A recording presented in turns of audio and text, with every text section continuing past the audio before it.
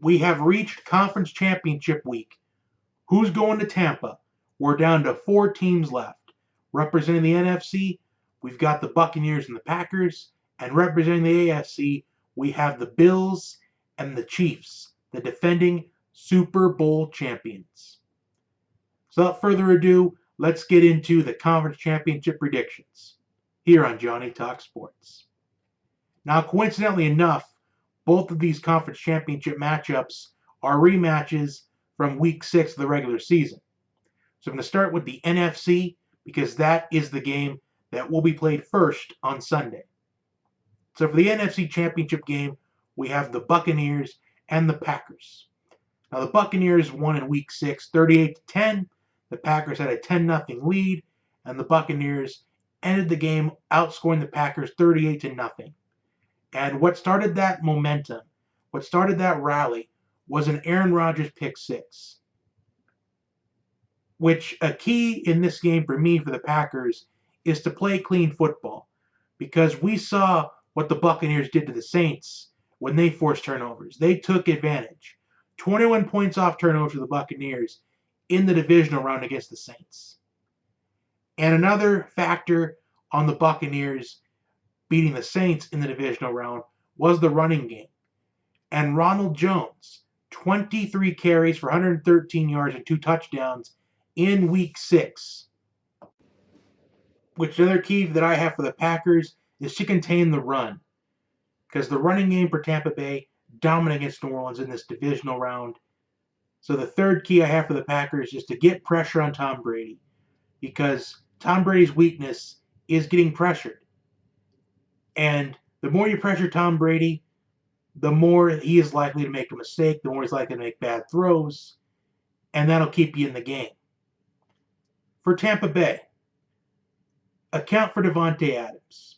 Because Davante Adams, he only had 61 receiving yards on 6 catches in week 6, but that was the game where he's coming back from injury because he missed a couple of games with the calf injury. Assert the running game, which I discussed, because when Tampa Bay's running game is dominant, it takes the pressure off of Tom Brady. So the Packers, if they were to contain the run, force Tom Brady to win the game, put the pressure on him, the Packers have a shot to win if they can get pressure on him. And force and take advantage of turnovers. What I'm trying to say is if Tampa Bay, if they play the exact same game that they played against the Saints, the Buccaneers will win this one. And I know that Aaron Rodgers isn't Drew Brees. I know that Aaron Rodgers isn't prone to the mistakes that Drew Brees made in yesterday's divisional round. And, well, it's going to come down to 2 things, I think. The running game, which team can run the ball the best. Why? Because it's supposed to be cold weather, 24 degrees, and with a possibility of snow. So that game is easy, could probably come down to the running game. And Aaron Jones, he was contained really well. 15 yards on 10 carries in week 6. Ever since that, the Packers have looked a lot better since that loss, which was their worst game of the season, but the Buccaneers have looked a lot better as well. But a factor that I think that can add to this Packers team, as far as their chances are concerned, is A.J. Dillon, the rookie out of Boston College. He has stepped up in the running game in this later portion of the season. So I think he's going to be the X factor in this matchup. And the secondaries, I think that's going to be a huge factor as well in deciding who's going to win this game. Because if you look at the weapons that Tampa Bay has, Mike Evans, Chris Godwin, Rob Gronkowski, Antonio Brown, the list just goes on and on. For the Packers, you've got Davante Adams, Robert Tonyan, a really solid tight end. I think probably a top 10 tight end in this league. He put up very good numbers this season for a tight end. Although he wasn't as consistent as maybe a Travis Kelce or a George Kittle when he's healthy. But Robert Tonyan has put up productive numbers this season. Valdez Scantling, Allen Lazard. So, in the end, though, I do think that Tampa Bay picks up a 31-27 victory as they will advance to Super Bowl 55 and be the first ever team to play and host the Super Bowl. I just think that this running game for the Buccaneers, I think the Packers will have a tough time containing it. And I think it comes down to which team runs the ball the best, and I think it's going to be Tampa Bay. So moving on to Buffalo and Kansas City. So the Bills and the Chiefs. Another Week 6 rematch. Clyde Edwards-Helaire was a difference maker in this game with 26 carries on 161 yards. And the Chiefs ran for 245 yards as a team. I believe their rushing yards was a lot more than the Bills' total yards in that game. So keys for Buffalo. Contain Tyreek Hill and Travis Kelce.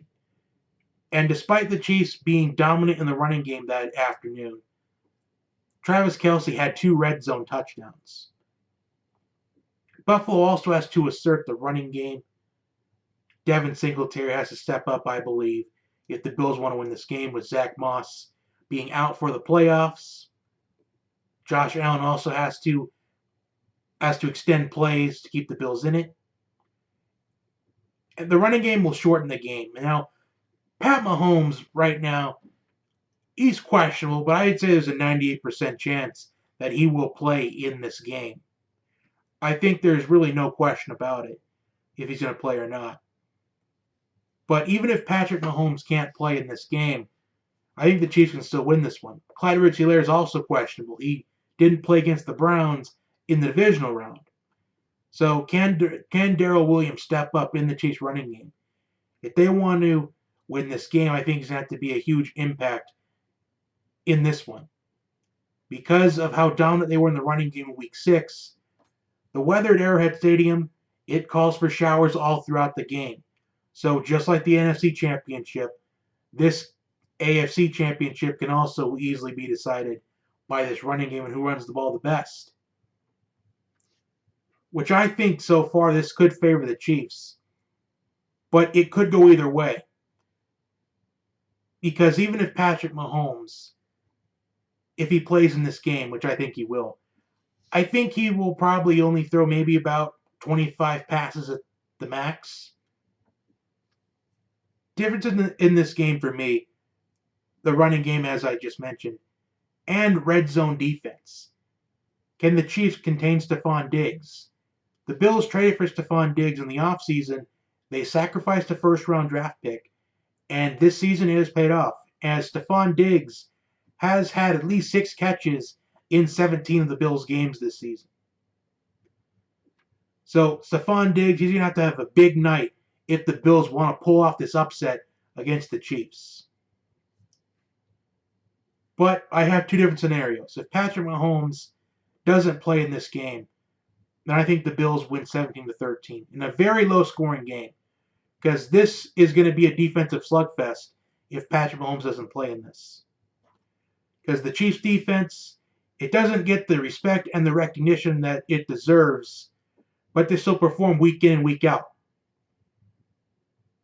But if Mahomes does play, which I think he will, I'd say it's still a relatively low score of a game. But I think 24-21, as Kansas City will advance to Tampa to defend their Super Bowl title. Although I will say this, ever since that Week 6 loss that the Bills had against this Kansas City Chiefs team, the Bills only lost 1 game, and that was to the Arizona Cardinals, and that was the Hail Murray touchdown to DeAndre Hopkins on the last play of the game. So other than that, the Bills have played perfect football.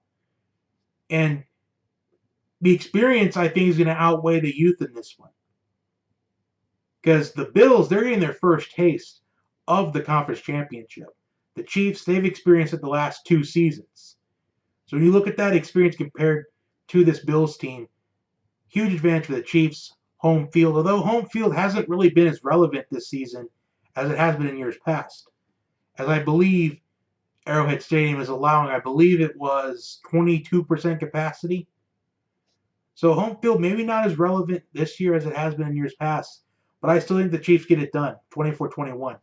So those are my predictions. Like, share, and subscribe. Comment your picks down below. and I will talk to you next time.